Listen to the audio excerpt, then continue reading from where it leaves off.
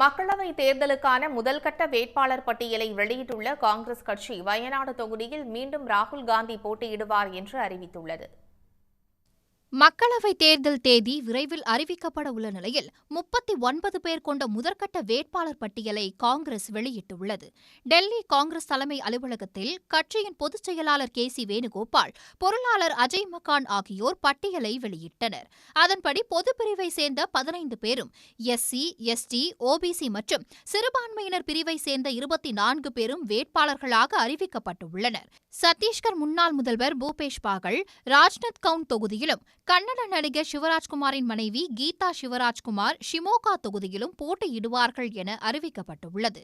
Congress MP ராகுல் காந்தி மீண்டும் கேரள மாநிலம் வயநாடு தொகுதியில் களம் காண்கிறார்.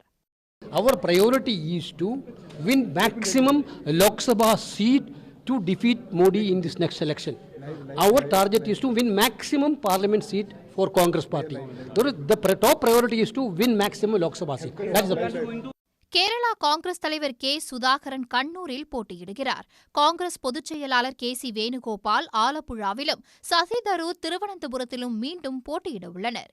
இந்தியா கூட்டணியில் உள்ள இந்திய கம்யூனிஸ்ட் கட்சி வயநாடு தொகுதியில் ஆனி ராஜா போட்டியிடுவார் என்று அறிவித்துள்ள நிலையில், தற்போது காங்கிரஸ் அதே தொகுதியில் ராகுல் காந்தியை வேட்பாளராக அறிவித்துள்ளது.